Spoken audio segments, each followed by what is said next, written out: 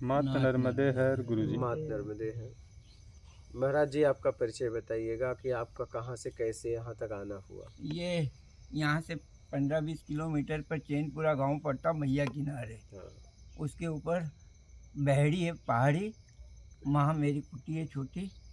25 साल से भ्रमण में था। अभी 12 चतुर्मास मेरे वहीं हुए हैं एकांत में। और रात को जागरण में सत्संग सुनता हूँ मोबाइल पर, तो अपना वीडियो सुना मैंने। मेरे ही लगे कि मैं ही बोला, तो अभी नर्मदा जयंती पे भी आने का था। फिर सोचा कि गर्मी में जाऊंगा, थोड़ा बाहर कहीं पे भी पड़ा रहूँगा। स्वभाव एकांती है। तो मुझे शिकायत हुई थोड़े से फाइल्स की, तो बड़वानी गया था। उस बच्चे ने बस में बिठाया, तो मैं कंडक्टर को बोला कि भाई तेरी तरफ से उसने जो दिया किराया दे दिया, अब तेरी तरफ से तू मेरे को थोड़ा आगे छोड़ दे, क्योंकि ये शरीर कुछ रखता नहीं है, ऐसे ही चलता है। तो उन्हें यहाँ कुआ पे उतारा। फिर धीरे धीरे एक के बाद एक कुछ साधन मिलते गए, यहाँ आ गया। और 12 साल 10 में संन्यास बस मिला। उसके बाद कहीं नहीं गया, किसी से कोई कांटेक्ट नहीं।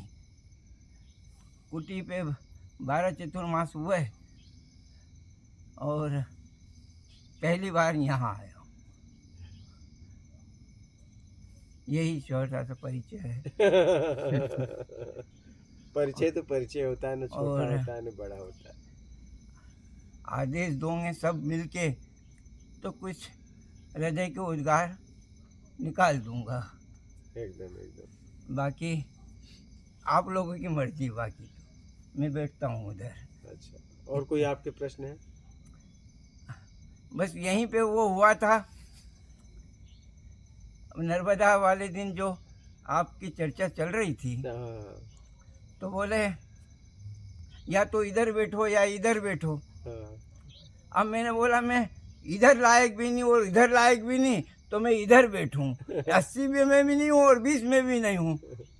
एक है, इधर का शून्य समझो या इधर का शून्य समझो। फिर भी क्योंकि अहंकार जागा ना कि अब मैं इधर कैसे बैठूंगा, अच्छा। और बैठ गया।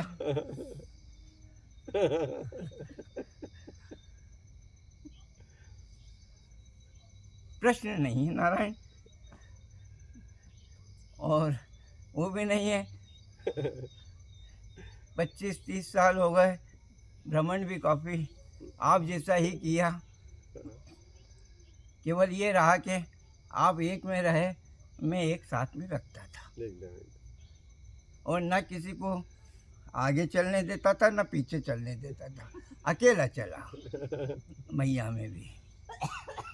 आप कहो तो बोलूं कुछ? हाँ बोलिए। नर्मदे हर छोड़ा है घर, तो प्रपंच मत कर। नर्मदे हर छोड़ा है घर, तो प्रपंच मत कर।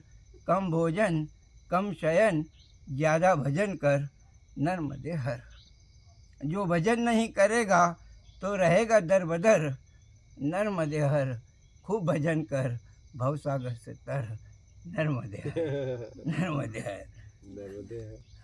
बहुत अच्छा, बहुत बढ़िया।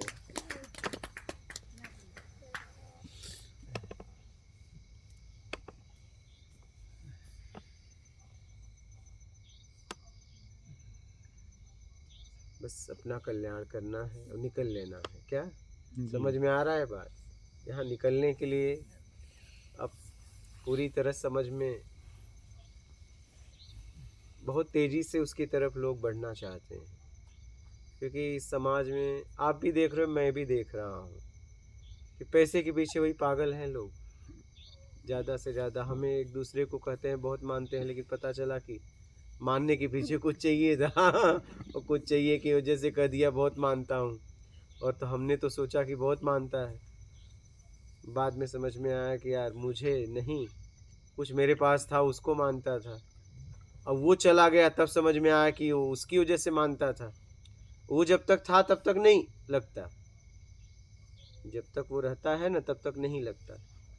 ऐसा लगता है कि नहीं वो मुझे मानता है, और इस भ्रम में हम जीते रहते हैं। और जब हमारे पास से जाता है ना तब समझ में आता है कि नहीं, लोग उसे मानते थे, मुझे तो कोई मानता ही नहीं, और यहाँ तक मुझे कोई जानता ही नहीं, मुझे कोई जानता ही नहीं। यहाँ तक कि मैं भी अपने आप को जानने से वंचित रह गया, और जितना जाना था वो आज मिट रहा है सामने ही, इसको छोड़ के जा रहा हूँ। मैं भी अपने आप को इतना जीवन भर अपना परिचय बताना चाहा, लेकिन मैं स्वयं अपने परिचय से दूर रहा। कितनी अफसोस की बात है, इसे समझो जरा। जीवन भर जब से मेरा जन्म हुआ मैं अपना परिचय बताने का हर व्यक्ति को कोशिश किया, लेकिन अपने ही परिचय से मैं वंचित रहा। खुद के परिचय से वंचित।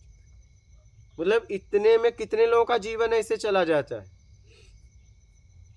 मतलब 99.99 ऐसे, मतलब एक तो हम नहीं बोल सकते, एक बाकी रखना पड़ता है।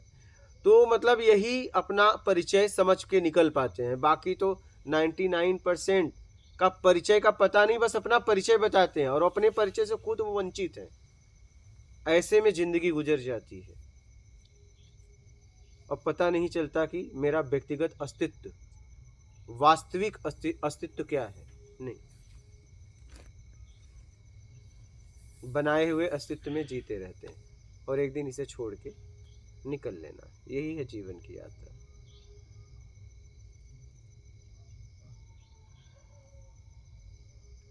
ज्यादातर इसमें लोग निकल पाते हैं, और जीवन तो मिला है, बस मूल तक मैं कैसे पहुंच जाऊं उसके लिए काम करना है बस, और निकल जाना है समझकर। माता मात नर्मदे हर गुरु जी।